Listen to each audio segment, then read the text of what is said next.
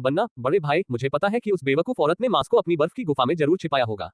जाओ और इसे चुरा लो। बहन, मछली का वह टुकड़ा बहुत बड़ा है, मैं इसे अकेले नहीं उठा सकता, आप साथ आते हैं मुझे। ठीक है, ठीक है। बर्फ की सतह पर लेटी हुई कियाओशिशी की आंखें अचानक खुल गईं और उसने एक नाजुक सी छोटी बच्ची को देखा। उसके सामने चेहरा, उस छोटे से जीव की आंखें हल्के भूरे रंग की थीं।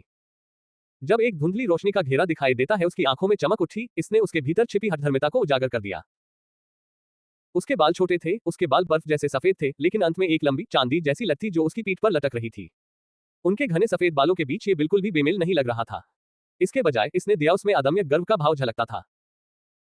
शायद इसलिए कि वह बहुत पतला था, उसकी खूबसूरत लोमड़ी कियाओशिशी बेबस होकर सादे सफेद बर्फ की छत को देखती रही और दुख भरी एक हल्की सी सफेद सांस छोड़ी। कुहासा। कल तक वह एक वाइल्डनेस सर्वाइवल स्ट्रीमर थी जिसके कुछ प्लेटफॉर्म पर 10 लाख प्रशंसक थे। प्लेटफॉर्म। किसे पता था कि एक रात की नींद के बाद वह एक जानवर में परिवर्तित हो जाएगी। एक विश्व उपन्यास जिसे उसने पढ़ा था उसमें वह मुख्य खलनायक की जैविक मां बन जाती है। मेमूल उपन्यास में उसके पिता एक नर आवारा जानवर थे जिन्होंने एक मादा को पाया था उसे जन्म देने के लिए कोई जगह, लेकिन उसकी यादों में उसे अपनी कोई छाप नहीं थी। उसकी जैविक मां थी, बस फर्क इतना था कि वह बचपन से ही अपने पशु मानव पिता के साथ रह रही थी। बच्चा। इस पशु जगत में नर घुमंतु पशुओं को प्रमुख जनजातियों द्वारा स्वीकार नहीं किया जाता था, या फिर बीस्ट सिटीज, क्योंकि उनका स्वभाव अस्थिर होता है और वे अपना नियंत्रण खोने की प्रवृत्ति रखते हैं और दूसरों को नुकसान पहुंचाना और उनके बर्बर क्रूर व्यक्तित्व। यहां तक कि मादा घुमंतु जानवर भी कम प्रजनन क्षमता के कारण उन्हें जनजातियों या पशु शहरों में एकीकृत नहीं किया गया था। इस प्रकार इस शव की मूल मालकिन बचपन से ही अपने पिता के साथ भटकती रही थी। पिछले उसके पिता ने एक अकेली मादा शावक का पालन पोषण करते हुए किसी तरह अपना जीवन यापन कर लिया था, लेकिन 3 साल पहले उसके पिता की शिकार के दौरान मृत्यु हो गई थी और मूल मालिक को अकेले ही अपना जीवन यापन करना पड़ा। पशु जगत में महिलाओं की युद्ध क्षमता लगभग शून्य थी और उनकी शारीरिक बनावट भी पुरुषों की तुलना में महिलाओं की मांसपेशियां काफी कमजोर थीं। जीवित रहने के लिए मूल मालिक ने ये कदम उठाया। उसका इरादा किसी कबीले के एक शक्तिशाली पुरुष को ढूंढना था जो उसकी देखभाल कर सके। 3 साल पहले एक पहाड़ी गुफा में उसने 6 स्टार बीस्ट सोल वाले एक नर लोमड़ी जैसे जानवर को खोजा। मैम्शू जगत में सभी पुरुषों के पास जागृत पशु आत्मा नहीं हो सकती। एक साधारण छोटे के लिए उस जनजाति में 2 स्टार बीस्ट सोल वाला योद्धा होना पहले से ही दुर्लभ था, एक शक्तिशाली योद्धा होना तो और भी दुर्लभ था। एक 6 स्टार वाले के साथ असली मालिक भला ऐसे मौके को हाथ से कैसे जाने दे सकता था। उसने उसकी चोटों का फायदा उठाया, उस पर पैशन फ्रूट का इस्तेमाल किया और जबरदस्ती उसके साथ शारीरिक संबंध बनाए, उसे अपना साथी बनाने के इरादे से। लेकिन उस एक रात के बाद जब वह जाग उठी और जब वह पानी लेने गई, तब तक वह नर लोमड़ी जैसे जानवर को लेकर वापस लौटी, तब तक वह वहां से जा चुका था। गुफा। लेकिन उस एक मुलाकात के परिणामस्वरूप उसने 2 लोमड़ी के शावकों कियाओ आंग को जन्म दिया। और कियाओ कियाओ। इससे मूल मालिक का जीवन, जो पहले से ही कठिन था, और भी अधिक जटिल हो गया और भी असहनीय। लेकिन उसने एक शक्तिशाली पुरुष को खोजने का विचार नहीं छोड़ा। लंबे समय तक नहींदो लोमड़ी के शावकों को जन्म देने के बाद उसकी मुलाकात एक नरसर्प मानव से हुई। लेकिन उनके बीच हुए उस भावुक मिलन के बाद नरसर्प मानव बेकाबू होकर क्रोधित हो गया और उस पर हमला करने की कोशिश की। मूल मालिक भयभीत हो गया और भाग गया। कुछ समय बाद ही उसने दे दिया सांप के बच्चे का जन्म। मुझे कहना पड़ेगा कि मूल मालिक की प्रजनन क्षमता वाकई प्रभावशाली थी, लेकिन 3 शावकों का होना उसके जीवन को और भी कठिन बना दिया था। उसे लगता था कि शावक उस पर बोझ है। जब भी अगर खाना होता तो वह सबसे पहले पेट भरकर खाना खाती और बचे हुए टुकड़ों को फेंक देती शावकों को। परिणामस्वरूप बड़े होने पर उन शावकों को जरा सा भी स्नेह नहीं मिला। उनके दिल धीरे धीरे विकृत और कुटिल होते गए, यहां तक कि वे परम खलनायक बन गए, जिसने लगभग पशु जगत को नष्ट कर दिया था। लेकिन कहानी के पुरुष और अंत में महिला मुख्य किरदार है। फिलहाल मुझे इस बात की ज्यादा चिंता है कि क्या मैं अपनी जरूरतों को पूरा कर भी पाऊंगा या नहीं। आज पेट खराब है। जानवरों की खाल में लिपटी कियाओशिशी बर्फ की गुफा से बाहर निकली। दूर दूर तक फैले हिमनदों के अंतहीन विस्तार को देखकर उसके सिर में झुनझुनी सी दौड़ गई। भी सात जंगल में जीवित रहने के अपने व्यापक अनुभव के बावजूद बिना किसी उपकरण की सहायता के उसे कोई अंदाजा नहीं था वह इस वीरान जगह पर कितने दिन जीवित रह सकती है। कियाओशिशी ने खुद को संभाला, वे साथ साथ चले और बर्फ की गुफा के पिछले हिस्से की ओर बढ़ गए। जैसे ही वह पास आए, उसने मैंने खुरदुरे जानवरों की खाल से बने कपड़े पहने 2 शावकों को देखा जिनके छोटे छोटे सिर एक साथ सटे हुए थे। उनकी पीठ कियाओशिशी की ओर थी और उनके चारों रोएंदार लोमड़ी के कान खुशी से फड़फड़ा रहे थे। उन्होंने उसके आने पर बिल्कुल भी ध्यान नहीं दिया था। कियाओशिशी आगे बढ़ी और कियाओ को पकड़ लिया। एन की छोटी चांदी की रटटेल चोटी। कियाओ आंग ने धीमी सी कराह निकाली। वह मुड़ा और उसने अपना दूध दिखाया कियाओशिशी के दांतों पर, जिन पर अभी भी मछली के मांस के टुकड़े चिपके हुए थे। उसकी रोशनी बुरी लोमड़ी की आंखें क्रोध से भरी हुई थीं। तुम क्या कर रही हो बेवकूफ औरत, मुझे छोड़ दो। अपने भाई को पकड़े जाते देख एक तरफ खड़ी कियाओ ने कियाओशिशी की ओर देखा। निर्दोषता से उसकी निर्जन जगह पर क्रिस्टलीय आंसुओं की बूंदें टिकी हुई थीं। कियाओ जिक्सी ने खींच लिया। उसने खुद को संभाला और बर्फ की गुफा के पिछले हिस्से की ओर चली गई। जैसे ही उसे मिला पास ही उसने देखा कि 2 शावक खुरदुरे जानवरों की खाल के कपड़े पहने हुए थे और उनके छोटे छोटे सिर एक तरफ झुके हुए थे। एक साथ उनकी पीठ कियाओशिशी की ओर थी और उनके चारों रोएंदार लोमड़ी के कान फड़फड़ा रहे थे। खुशी उन्होंने उसके आने पर बिल्कुल भी ध्यान नहीं दिया था। कियाओ शीशी आगे बढ़ी और उसने कियाओ आंग की छोटी चांदी की चोटी पकड़ ली। कियाओ आंग ने धीमी सी कराह निकाली। वह मुड़ा और bared his milk teeth, which still had bits of fish beast meat clinging to them, at Kiao Shishi, his light brown fox eyes filled with rage. तुम क्या कर रही हो बेवकूफ औरत? जाने दो मुझसे। अपने भाई को पकड़े जाते देख किनारे खड़ी कियाओ कियाओ ने देखा कियाओ शीशी ने मासूमियत से। उसकी लंबी पलकों पर क्रिस्टलीय आंसू की बूंदें अटकी हुई थीं और उसने पलकें झपकाई। उसकी नीली नीली लोमड़ी जैसी आंखें। माँ, कियाओ कियाओ को बहुत भूख लगी है। कियाओ कियाओ को खाने के लिए कोई मांस नहीं मिला है, कुछ दिनों में खाना खा लो। वाह, कृपया कियाओ कियाओ का खाना मत छीनिए, ठीक है? उसकी बड़ी नीली आंखें, उसकी आंखों में आंसू भर आए जो उसके चेहरे पर बहने लगे, जिससे वह बेहद दयनीय लग रही थी। कियाओ शीशी जम गई। जैसे ही उसका दिल नरम पड़ा, कियाओ कियाओ ने बचा हुआ मांस झट से उठा लिया, मुड़ा और भाग गया। दूर से ही उसने पीछे मुड़कर कियाओ की तरफ मुंह बनाया। शीशी, न्याह न्याह, मूर्ख महिला, तुम इसके झांसे में आ गए। अपनी बहन को भागते देख कियाओ आंग वह बेचैनी से संघर्ष कर रहा था। कियाओ कियाओ, मेरे लिए भी कुछ छोड़ दो, मैंने ही वो मछली चुराई थी, जानवर। कियाओ शीशी ने अपनी निगाहें वापस उस पर टिका दी, अपनी पकड़ मजबूत करते हुए उस छोटे बच्चे को मजबूर कर दिया। शावक उसे देखने के लिए। कियाओ आंग का छोटा सा चेहरा नाखुशी से सिकुड़ गया, उसकी बचकानी आवाज क्रोध से भरा हुआ।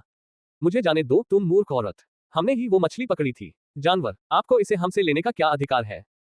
अध्याय 2 दयनीय। फिर भी थोड़ा सा कियाओ शीशी को शर्मिंदगी का एक झटका लगा। उनकी स्मृति में कठोर वातावरण का अर्थ था बर्फ के मैदानों पर भोजन अत्यंत विरल था।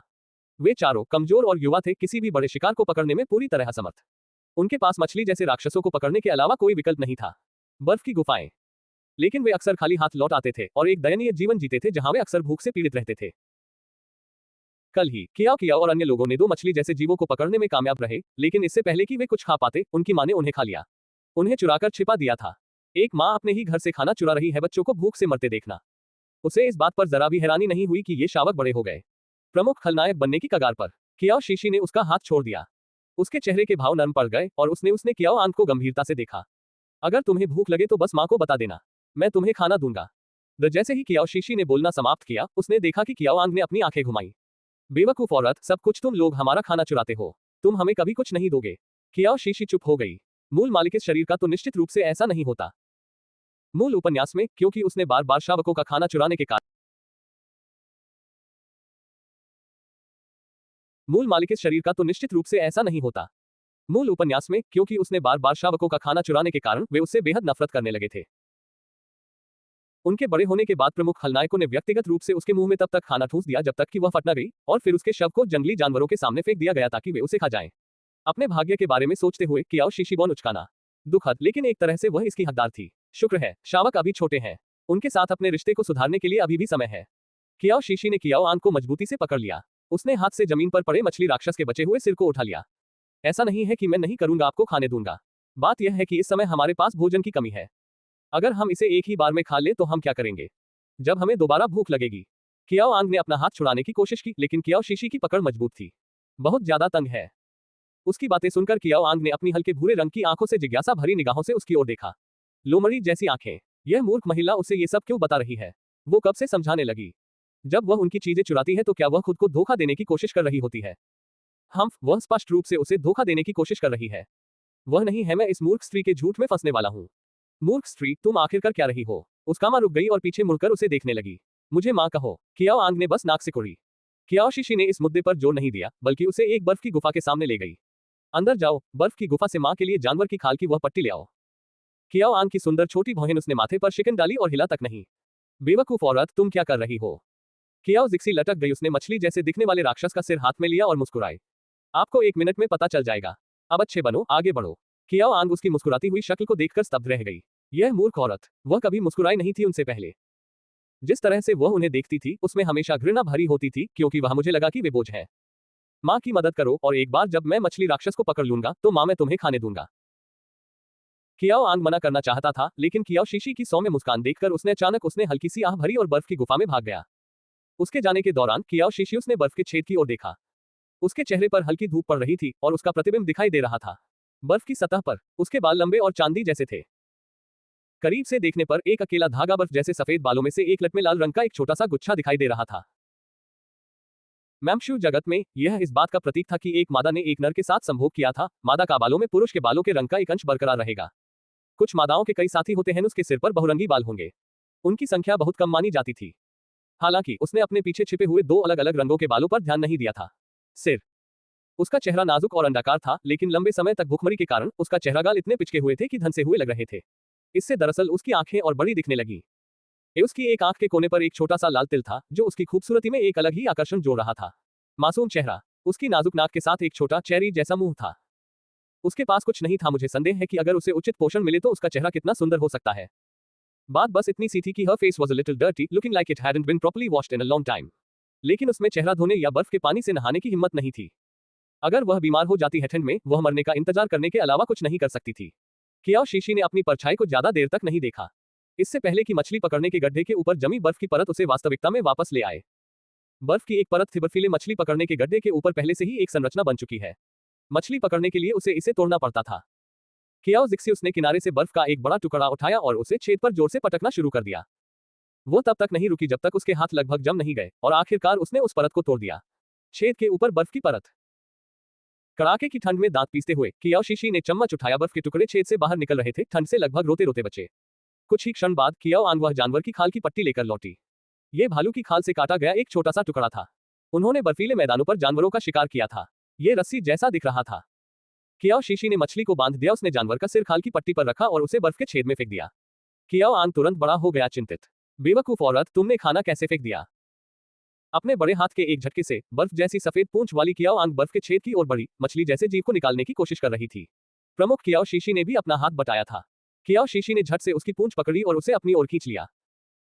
किनारे पर खड़े होकर उसे इधर उधर घूमने से रोकते हुए और सभी मछली जैसे जीवों को डराकर भगा देते हैं। हिलो मत, मैं मछली जैसे जीवों को पकड़ने की कोशिश कर रहा हूँ। कियाओ आंग के रोएदार कान फड़फड़ाए। उसका छोटा सा चेहरा भावों से भरा हुआ था। भ्रम, मछली जीवों के लिए मछली पकड़ना क्या होता है? पशु जगत में पशुमानवों के पास कुछ भी नहीं था मछली पकड़ने की अवधारणा। अगर उन्हें मछली खानी होती थी तो वे उन्हें पकड़ने के लिए पानी में जाते थे। जीवित बचे शावकों को पकड़ना कितना मुश्किल रहा होगा, ये दर्शाता है। कुछ दिन पहले मछली जैसे जीव, इसका मतलब है कि मछली जैसे जीवों को पसंद आने वाला चारा डालना। पानी, जब कोई चारा खाता है तो हम उसे पकड़ लेते हैं। कियाओ आंग को शायद आधी बात ही समझ आई थी। वह अनिश्चितता से कियाओ शीशी की ओर देख रही थी। जब वे बात कर रहे थे तभी ठंडी हवा का एक झोंका गुजरा। कियाओ जिक्सियुस ने जल्दी से कियाओ आंग को गले लगा लिया ताकि उसे ठंड से बचाया जा सके। कियाओ आंग ने अचानक खुद को पाया कियाओ शीशी की बाहों में। उसके आलिंगन की गर्माहट महसूस करते ही वह छोटा सा जीव जम गया। आजकल की मूर्ख महिलाओं में क्या खराबी है? क्या उसने सचमुच उसे गले लगाया? कियाओ आंग का चेहरे का भाव अचानक बदल गया और उसने कियाओ शीशी को धक्का देकर दूर कर दिया। तुम बेवकूफ हो महिला। क्या तुम मुझे अचानक चौंकाकर बर्फ के गड्ढे में फेंककर जमा देने की कोशिश कर रहे हो? मौत। कियाओ शीशी अवाक रह गई और उसने अपना हाथ माथे पर रख लिया। मैं बस कोशिश कर रहा था आपको हवा से बचाएगा। कियाओ आंग को उसकी बात पर बिल्कुल भी यकीन नहीं हुआ। उसने चिढ़कर कहा, बेवकूफ औरत, मैं तुम्हारे इन झूठे और घिनौने झांसों में नहीं आने वाला। बोलने के बाद वह मुड़ा और डर के मारे भाग गया। कियाओ शीशी उसे पकड़ लेगी। कियाओ शीशी ने हताशा में आह भरी। अच्छे संबंध बनाना with the cubs is going to be a long road. मुझे पहले हमारा पेट भरने पर ध्यान देना चाहिए। वह बर्फ के छेद को टकटकी लगाकर देखती रही, अपने पैरों के सुन्न होने तक इंतजार करती रही, लेकिन फिर भी कुछ नहीं हुआ। उसके हाथ में मौजूद चमड़े की पट्टी में हलचल हुई, लेकिन उसने धैर्यपूर्वक प्रतीक्षा की। जैसे ही उसका चेहरा था ठंडी हवा से सुन्न हो रही उसकी हथेली में चमड़े की पट्टी आखिरकार हिली। कियाओ जिक्सियुस ने पानी के नीचे से आ रहे खिंचाव का अनुसरण करते हुए खाल पर अपनी पकड़ मजबूत कर ली और धीरे धीरे इसे ऊपर खींच रहा है। कुछ देर बाद आखिरकार उसने एक मछली जैसे दिखने वाले राक्षस को पानी की सतह से बाहर निकलते देखा। कियाओ जिक्सियुस ने तुरंत पास पड़े बर्फ के एक टुकड़े को उठाया और उसे बर्फ के छेद में जोर से मार दिया। वह कई बार लगातार प्रहार करने के बाद ही वह रुका। कियाओ शीशी छेद के पास गई और अंदर देखा। अंततः उसके सख्त चेहरे पर एक मुस्कान खिल उठी। ये भी खूब रही, हमें जाना नहीं पड़ेगा, आज भूख लगी है। उस मछली रूपी जीव के सिर ने कई अन्य मछली रूपी जीवों को आकर्षित किया था और उसकी उस भयानक घटना ने उन सभी को स्तब्ध कर दिया था। कियाओ शीशी ने अचेत पड़े मछली जैसे जीवों को बाहर खींच लिया। द जानवरों की दुनिया में संसाधन वास्तव में काफी प्रचुर मात्रा में थे। इनमें से प्रत्येक मछली जीव उसका वजन लगभग 10 पाउंड था और वह बिल्कुल भी छोटी नहीं थी। कुल मिलाकर 5 मछली जैसे जीव थे, इतना पर्याप्त कि वे कम से कम 2 दिनों तक भूखे न रहें। कियाओ शीशी ठंड से कांप रही थी। ठंड से जम जाने के डर से वह मछलियों को फिलहाल सुरक्षित रखने के लिए केवल उन्हें घसीटकर बर्फ की गुफा में वापस ले जा सकी।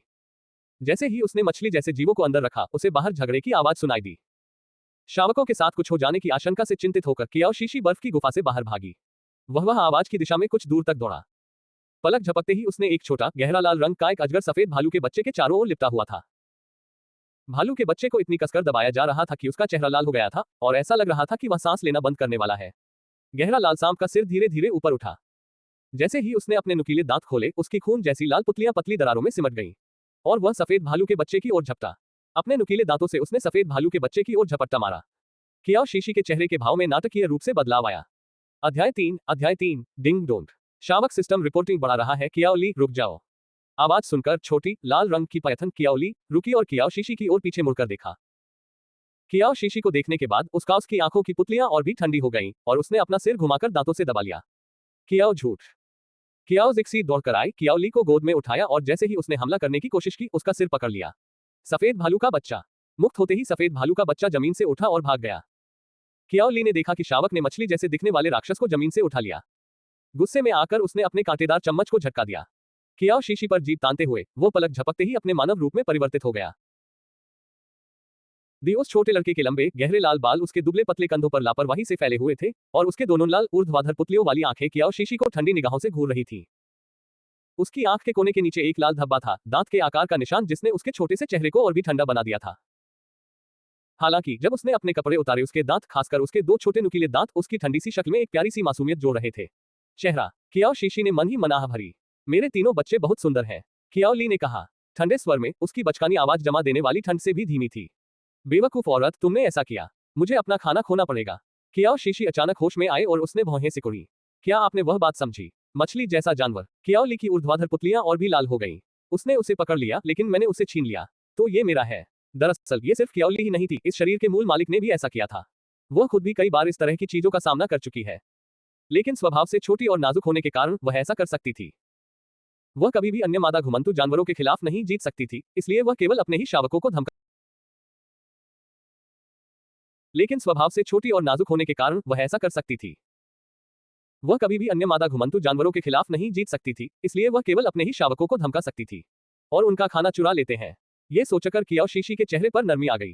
अब से दूसरे जानवरों का खाना मत छीनो। मां ने कुछ मछली पकड़ी। वापस आओ मुझे और खाओ। कियाओ शीशी ने कियाओ ली का हाथ पकड़ने की कोशिश की, लेकिन उसने ठंडेपन से उसे झटक दिया और कुछ देर के लिए हाथ पीछे खींच लिया। वह एक कदम पीछे हटा और अपनी भयानक लाल आंखों से उसे घूरने लगा। बेवकूफ औरत, तुम ऐसा नहीं करोगी। मुझे भोजन देने की कृपा की। अब तुम कौन सी घिनौनी साजिश रच रहे हो? कियाओ जिक्सी उसने बोलने के लिए अपना मुंह खोला, लेकिन अचानक उसके दिमाग में एक तीखी आवाज गूंज उठी। Ding dong. बधाई हो मेजबान, आप शावक पालन प्रणाली से बंध गए हैं। मैं हूं मैं सिस्टम फेरी हूं और होस्ट की सेवा करके मुझे खुशी हो रही है। कियाओ जिक्सी। जब तक होस्ट द्वारा सिस्टम द्वारा सौंपे गए कार्यों को पूरा करने पर आपको सिस्टम पुरस्कार प्राप्त होंगे। सिस्टम टास्क लोडिंग पूरी हो गई है। कृपया मेजबान से कहें कि शावक कियाओ ली से माफी मंगवाए। सफेद भालू के बच्चे का पालन पोषण करना और उस बच्चे के लिए सही नैतिक दृष्टिकोण स्थापित करना। कार्य की कठिनाई 2 सितारे। कियाओ शीशी इतनी भावुक हो गई कि उसकी आंखों में लगभग आंसू आ गए। धिक्कार है, मेरे पास भी चीट सिस्टम है। शावक पालन प्रणाली। इसलिए मुझे बस कुछ छोटे शावकों को पालना है। यही मेरी योजना थी, फिर भी करते रहना। अब मुझे शावकों को सही दिशा देने का मौका मिलेगा ताकि वे खलनायक न बन जाएं। और मुझे पुरस्कार भी मिलते हैं। इसे न करने का क्या कारण है? अगर मैं इसे पूरा न कर पाऊं तो क्या होगा? मेजबान को बिजली का झटका लगने की सजा दी जाएगी। कियाओ जिक्सी। कियाओ शीशी ने कियाओ की ओर देखा लाई, जो उसे ठंडी निगाहों से घूर रही थी। वह नीचे बैठ गई और एक की तरह दिखने की पूरी कोशिश कर रही थी। प्यार करती माँ। कियाओ ली, तुमने सफेद भालू के बच्चे को चोट पहुंचाई है। उसके माता पिता वे जल्द ही मुसीबत खड़ी करने आएंगे। आपको पहले मेरे साथ वापस आना चाहिए ताकि वे मैं तुम्हें घसीट कर नहीं ले जाऊंगा। कियाओ ली की खूबसूरत भौहें सिकुड़ गईं और उसने अपने छोटे से होंठ कसकर बंद। हालांकि मुझे नहीं पता कि यह बेवकूफ औरत क्या योजना बना रही है, फिर भी वह गलत नहीं। उस सफेद भालू की मां अन्य जानवरों को पीटने के लिए जानी जाती है। लाल ऊर्ध्वाधर विद्यार्थियों ने कियाओ शीशी को ठंडी निगाहों से देखा। उसकी आंख के कोने के नीचे एक लाल नुकीले दांत के आकार का निशान था। वह निशान जिसने उसके छोटे से चेहरे को और भी ठंडा बना दिया। हालांकि जब उसने अपने दांत दिखाए तो उसने दिखाया कि उसके दो छोटे कुत्ते उसके ठंडे से चेहरे पर थोड़ी सी मासूमियत ला रहे थे। कियाओ जिक्सी, उसने मन ही मन आह भरी। मेरे तीनों बच्चे कितने सुंदर हैं।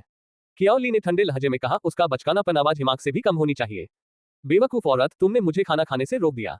कियाओ शीशी अचानक होश में आए और उसने भौहें सिकुड़ी। क्या तुमने उस मछली जैसे राक्षस को पकड़ लिया?